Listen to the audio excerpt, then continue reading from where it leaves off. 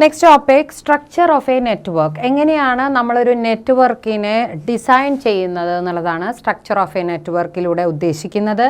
Geometrical arrangement of computers, resources and the communication channel. കമ്പ്യൂട്ടറുകളെ arrange ചെയ്യുന്നു, അതോടൊപ്പം computer resources, അതായത് പ്രിന്റർ, സ്കാനർ, അങ്ങനെയുള്ള സാധനങ്ങൾ മാത്രമല്ല അതിനാവശ്യമായിട്ടുള്ള കമ്മ്യൂണിക്കേഷൻ ചാനൽ, അതായത് കേബിളിൻ്റെ സഹായത്തോടെ നമ്മൾ അതിനെ അറേഞ്ച് ചെയ്യുന്നത് രീതിയാണ് ഇവിടെ ഉദ്ദേശിക്കുന്നത്. അതിനെ നമ്മൾ പറയുന്ന പേര് നെറ്റ്വർക്ക് ടോപ്പോളജി എന്നാണ്. ഈ നെറ്റ്വർക്ക് ടോപ്പോളജി എന്ന വാക്ക് കേൾക്കുമ്പോൾ തന്നെ നമ്മൾ മനസ്സിലാക്കണം, it is the physical arrangement of the computers in a network. ഇനി അതിനെ തന്നെ നമ്മൾ രണ്ടായിട്ട് ക്ലാസിഫൈ ചെയ്തിരിക്കുന്നു. One is called physical topology and the other one is called logical topology. Physical topology എന്ന് പറയുമ്പോൾ നമ്മൾ എങ്ങനെയാണ് ഇതിനെ അറേഞ്ച് ചെയ്യുന്നത്, നമ്മുടെ സിസ്റ്റങ്ങളെ ആ അറേഞ്ച് ചെയ്യുന്ന രീതിയാണ് ഫിസിക്കൽ ടോപ്പോളജിയിലൂടെ വരുന്നത്.